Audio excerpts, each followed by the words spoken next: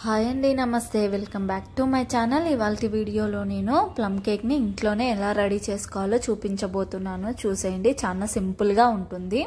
ముందుగా ఒక బౌల్ తీసుకొని దాంట్లోకి 1 కప్పు వరకు గ్రేప్ జ్యూస్ని వేసుకుంటున్నాను. మీ దగ్గర ఆరెంజ్ జ్యూస్ ఉన్నా కూడా వేసుకోవచ్చు, రెండిట్లో ఏదైనా పర్లేదు.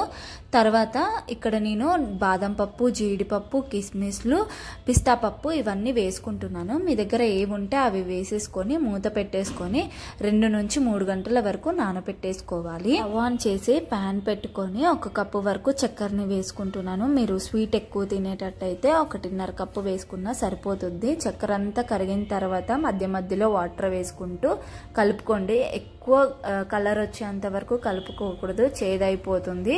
ఈ మాత్రం వస్తే సరిపోతుంది. ఇప్పుడు నానబెట్టుకున్న డ్రై ఫ్రూట్స్ ఉన్నాయి కదా గ్రేప్ జ్యూస్లో, అవి తీసి ఇందాక నుంచి రెడీ చేసి పెట్టుకుంటున్నాగా షుగర్ సిరప్ని అది ఇందులోకి యాడ్ చేసుకుంటున్నాను.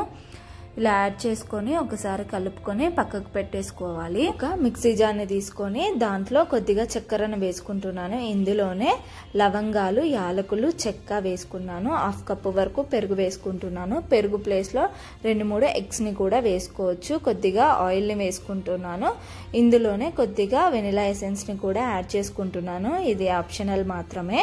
వీటిని మెత్తగా గ్రైండ్ చేసి పక్కకు పెట్టేసుకోవాలి.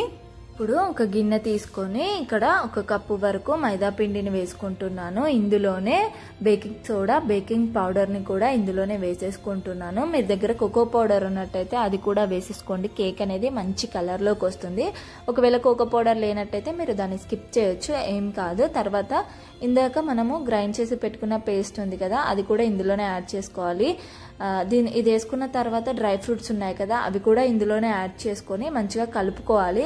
అలా అని ఎక్కువ లూజ్గా కాకుండా మరీ టైట్గా కాకుండా ఒకే డైరెక్షన్లో నీట్గా కలుపుకొని ఒక బ్యాటర్ని ప్రిపేర్ చేసేసుకొని పక్కకు పెట్టేసుకోవాలి. తర్వాత ఒక గిన్నె తీసుకొని దానికి బటర్ పేపర్ వేసుకోండి. బటర్ పేపర్ లేనట్టయితే కొద్దిగా ఆయిల్ రాసుకొని పిండిని అందులోనే వేసేసుకొని అన్ని వైపులా స్ప్రెడ్ చేయండి. ఇలా నీట్గా అన్ని వైపులా స్ప్రెడ్ చేసిన తర్వాత ఇందాక మనం రెడీ చేసి పెట్టుకున్న బ్యాటర్ ఉంది కదా, దాన్ని ఇందులోకి ట్రాన్స్ఫర్ చేసుకుందాము.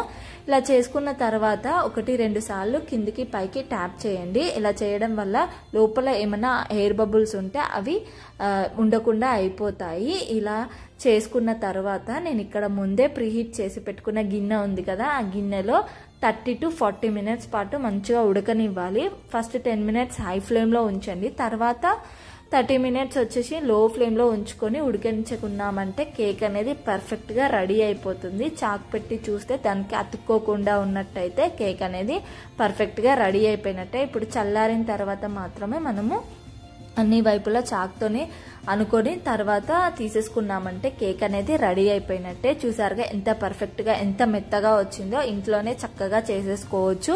అంతే ఈ వీడియో మీకు నచ్చినట్టయితే తప్పకుండా లైక్ చేయండి, షేర్ చేయండి, కామెంట్ చేయండి. సబ్స్క్రైబ్ చేసుకోవడం మాత్రం మర్చిపోకూడదు.